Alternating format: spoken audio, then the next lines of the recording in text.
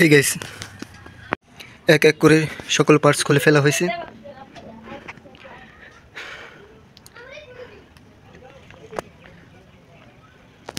এখন এই সমাধানের জন্য 10 মিলিমিটারের বোল্ট ভেঙে যাওয়ার কারণে আমার এটা এখন বের করতে হবে। সেজন্য আমাকে লেদে যেতে হবে, কারণ এর বিকল্প আমার কাছে এখন নাই। যাই হোক, যেভাবে বের করতে হবে এটা এইখানটাই ছিল। কীভাবে ভাঙলো আমি বুঝতে পারিনি। যেতে যেতে দেখি আমার সব ইঞ্জিন অয়েল নিচ দিয়ে পড়ে যাচ্ছে। পরে খেয়াল করি যে এটা উঠে গেছে, নড়তেছে। আমার কাছে বিকল্প পদ্ধতি এখন লেদ।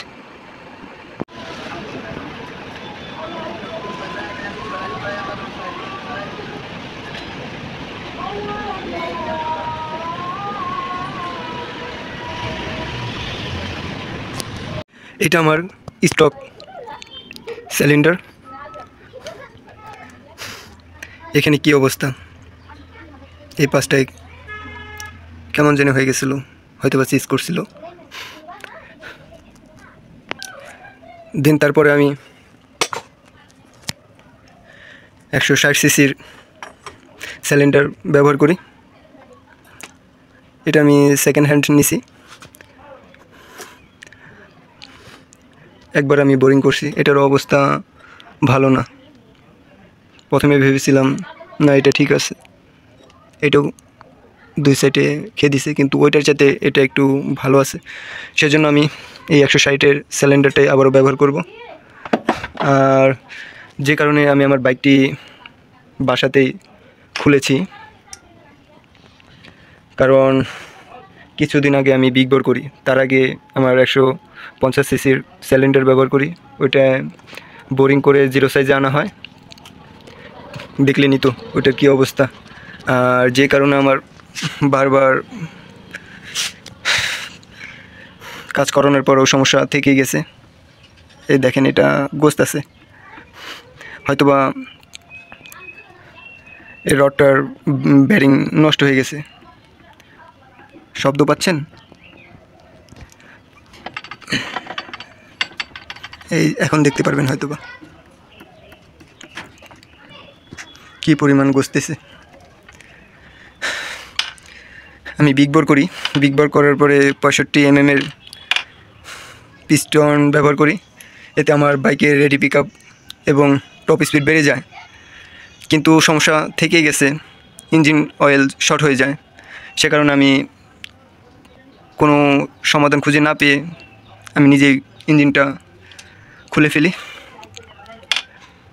আর এখন আমি আগেরটাই ব্যবহার করব, 160-এর সিলিন্ডারটা ব্যবহার করব, কেননা এটা চেঞ্জ করতে এখন আমি পারবো না। বিগ বোর করাতে আমার প্রায় 30 থেকে 35 হাজার টাকা ব্যয় হয়ে যায়।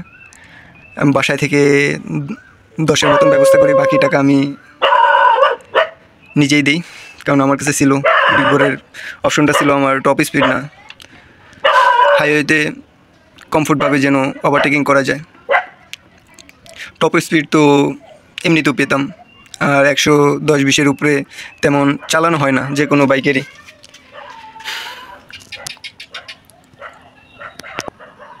দুইটা সিলিন্ডারে পার্থক্য শুধু বোরিংয়েই। এটার এমএমটা বড় আর এটার এমএমটা ছোটো, 150 সিসির। আর এটার পিস্টনটা বড় হয়,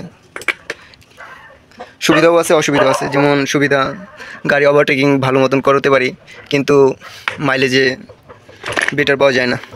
কার্বোরেটর নতুন, আর ওই পাশে আমার কার্বোরেটর পুরানটাও আছে। আর এরপরে যখন এটার কাজ করানো হবে, তখন আমি নতুন 160-এর আবারও লাগাবো, ওইটা নতুন সিলিন্ডার লাগাবো। এতে করে আমার জন্য ভালো হবে, এটাও নতুন, সিলিন্ডারও নতুন। আর খুলতে গিয়ে একটা সমস্যায় পড়ে যায়, এর পাশের পাইপটা খুলে যায়। দেখাচ্ছি, ধরেন এখান থেকে খুলে যায়। আমার আঠা কিনতে হয়েছে নতুন করে, আর ওই সাথে সাথে ইঞ্জিনের কাজ করতেও তো আঠা লাগবে, দুটাতেই প্রয়োজন ছিল, হয়ে যাবে। আর ভালো লাগলে অবশ্যই লাইক কমেন্ট শেয়ার করতে পারেন।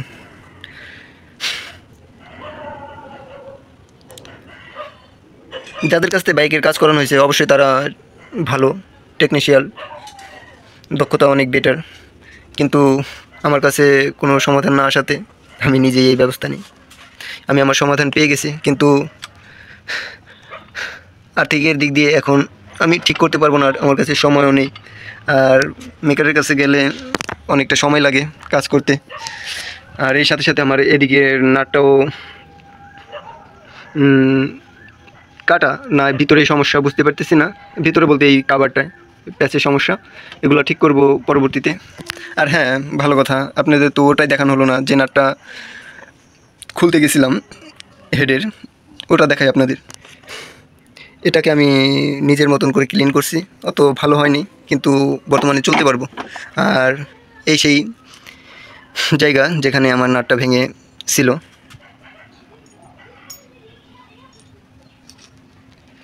এটাকে এইভাবেই খোলানো হয়েছে, বিকল্প পদ্ধতি। আর এই নাটের বিকল্প হিসেবে আমি দুইটা জেনুইন নাট নিয়ে আসছি, যেটা লাগে। আর এই সাথে সাথে আমি গ্যাস কিট নিয়েছি একটা, এটা অরিজিনাল না, কিন্তু সাময়িক সময়ের জন্য এটা আমার কাজে লাগবে। আর বাকি রইল আঠা। যাই হোক, দেখতে থাকুন, হয়তো বা দেখাতে পারবো না, আমি বাড়িতে একা একাই কাজ করতেছি, ভিডিও করার জন্য স্ট্যান্ড বা পাশে কেউ নেই। কাজ শেষে আপনাদের আবার ভিডিও করে দেখাবো, বা কাজের ফাঁকে ফাঁকে কিছুটা কিছুটা অংশ আপনাদের দেখাবো। এই জোর দিয়ে বারবার ওঠানোর চেষ্টা করার পরে অনেকটাই উঠেছে, কিন্তু সম্পূর্ণভাবে ক্লিন হচ্ছে না। সেই জন্য আমি একটা ছুরি নিছি, আলতো করে এটাকে উঠাবো, যেন ভেতরে না যায় আর আঠাগুলো সঠিকভাবে উঠে যায়। তারা তো নিজের মতন করে দেবে না, যতটা সম্ভব তারা তাড়াতাড়ি করবে। আর বাইক পাশে না থাকলে ভালো লাগে না, সেজন্য আমি তাদের থেকে বেশি সময় নিতে পারবো না, যে যতটা পারি চেষ্টা করছি। ঠিক না হলে তো তাদের কাছে যেতেই হবে। এটাই লেগে থাকা আঠা আমার পক্ষে আর ওঠানো সম্ভব না, সেজন্য আমি আর শুধু শুধু চেষ্টা করব না, কেননা বেশি চেষ্টা করতে গেলে আবার এতে বিপরীত ঘটে যাবে। এখন বাকি কাজগুলো করি, পাশেই থাকুন। এর সকল পার্ট খোলানোর সময় টার্নিং চেনটা নিচে স্পকেটের সাথে লেগেছিল, কিন্তু পরবর্তীতে পিস্টন খোলানোর সময় আর কি ওখান থেকে ছুটে যায়, এখন একটু কষ্ট হবে লাগাতে। এখন আমি টপ 1 এবং টপ 2 রিং বসিয়ে দেখব যে সিলিন্ডারের ভিতরে কোনো গ্যাপ আছে কিনা, বা ওই পাশ থেকে কোনো আলো দেখা যায় কিনা। সেজন্য আমি এক এক করে এটা নিয়ে নিই, এক হাত দিয়ে করছি তো সেজন্য একটু কষ্ট হচ্ছে। জানি না কি হবে, বাস বাস এনাফ। আমি তো ধরতে পারছি না গ্যাপটা কোথায় ছিল। এই যে দেখতে পাচ্ছেন এইখানে আমাদের টপ 1-এর গ্যাপটা আছে, কিন্তু একদমই বোঝা যাচ্ছে না একদম। ঠিক আছে, কিন্তু আমরা এখন লাইটে নিয়ে দেখি। এখানে কিন্তু দেখা যাচ্ছে না, তার মানে এটা ঠিক আছে। এবার টপ 2টা দিয়ে দেখব। ও মাই গড,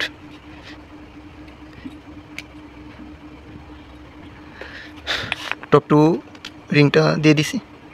হ্যাঁ, এটা বুঝতে পারবেন একটু, এটাই গ্যাপ আছে, বেশ গ্যাপ আছে। এবার ফোনের লাইটটা অফ করে দিয়েছি, দেখতেই পাচ্ছেন এই টপ 2 রিংয়ের মাঝখান ছাড়া আর কোথাও দেখা যাচ্ছে না আলো। এটা ঠিক আছে, তার মানে এই সিলিন্ডার এবং হেডে কোনো সমস্যা নেই বুঝতে পারতেছি, কারণ সমস্যাটা এখানে কানেক্টিং রডটা গসতেছে, সেই কারণে হয়তো বা ওইখানে সমস্যা হইতেছে, ওইখানে চাপ খাইতেছে, ঘর্ষণের ফলে সিলিন্ডারে লিকেজ করতেছে বা উপর থেকে সমস্যা হইতেছে। অতটা ধরতে পারিনি, কিন্তু সমস্যাটা এইখানে সেটা আমি কনফার্ম।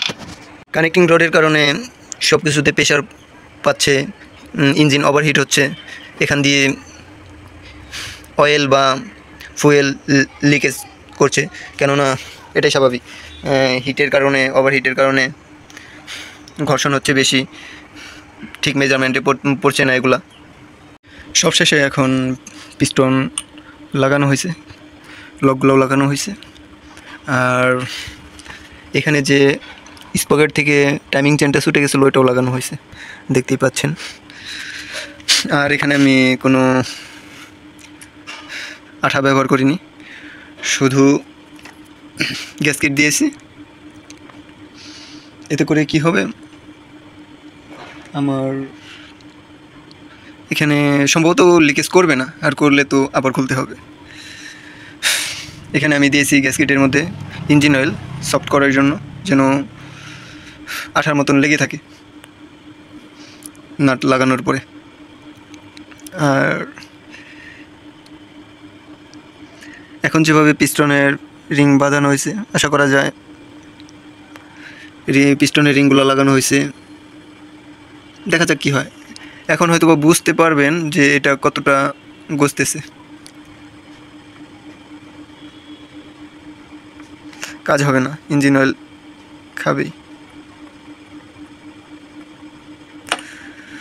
যাই হোক, এখন সিলিন্ডার লাগিয়ে ফেলি, লাগানোর পর আবার দেখাচ্ছি। পিস্টন অর্ধেকটা বসানো হয়েছে, এখন বাকিটা আস্তে আস্তে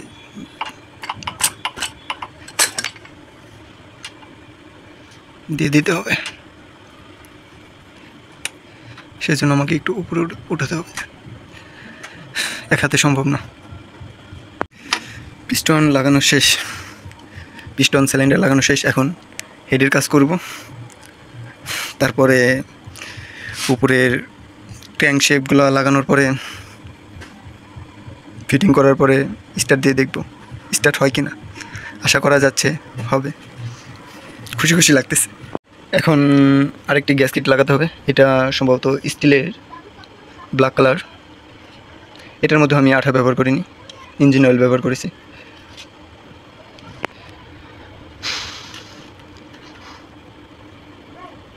সব ঠিক আছে তো, হয়তো বা যেমন মনের ভিতরে ভালো লাগে কাজ করতেছে, ওর ভয় করতেছে আসলে কি ঠিক হবে কি হবে না। এর আগে কখনো ট্রাই করিনি, কিন্তু অতিষ্ঠ হয়ে গেছি।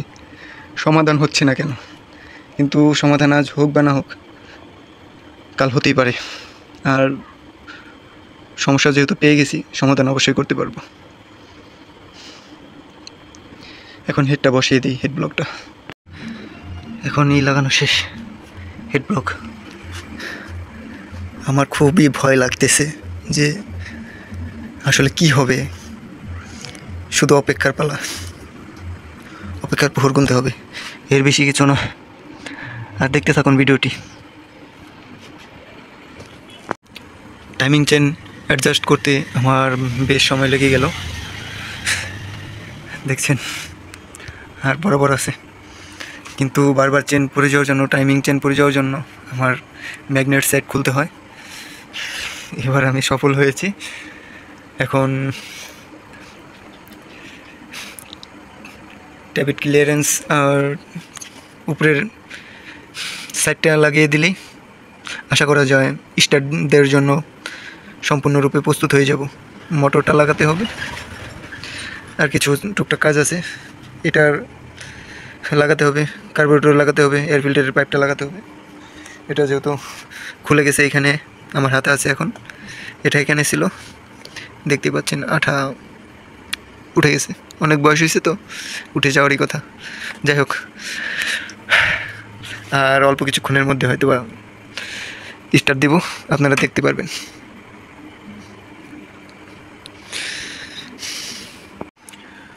অবশেষে আমার প্রায় কাজ শেষের দিকে, কিন্তু শেষমেশ একটা ভুল করে ফেলছি। এই দেখেন এই জায়গা কি আঠা দিতে দিতে কি বানাইছে, আসলে এই নাটটা প্যাচ কেটে ফেলছি, বুঝতে পারিনি। কিন্তু এখন কম প্রেশার আরও বেশি মারতেছে, আমার তো খুব ভালো লাগতেছে। যাই হোক, এগুলো শেষ করে তারপরে আবার দেখা করি। সবশেষে ফিটিং করে ফেলছি, এখন স্টার্ট দিয়ে দেখি।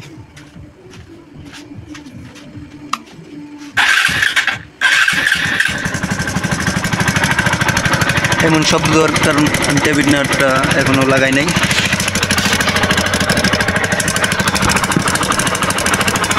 সেজন্য এরকম শব্দ দিতেছে, কিন্তু আগের চাইতে মনে হইতেছে অনেক বেটার পারফরমেন্স হবে। যাই হোক, এখন অফ করি আর ওই নাট দুই পাশে দুইটা নাট আটকিয়ে দিই। সবশেষে এটাই বলবো, চেষ্টা করলে অনেক কিছুই পারা যায়। এগুলো দেখা যাইতেছে, এগুলো বাইরে থেকে উঠিয়ে ফেলা যাবে, সমস্যা নেই। দেখেন কি করছি, খুলতে পারি নাই দেখে। যাই হোক, সাধারণভাবে লাগানো হয়েছে, সম্পূর্ণ ঠিক করার আগ পর্যন্ত এইভাবেই চালাতে হবে। আর শেষবারের মতন স্টার্ট দিয়ে দেখাই।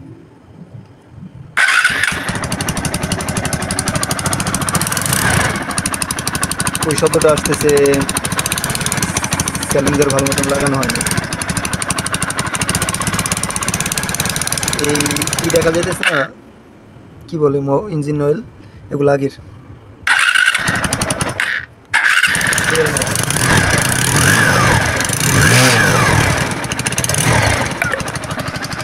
Bye bye. পরিশেষে একটা কথাই বলবো, ভালো লাগলে like, comment, share and subscribe করে পাশেই থাকুন। ধন্যবাদ সকলকে।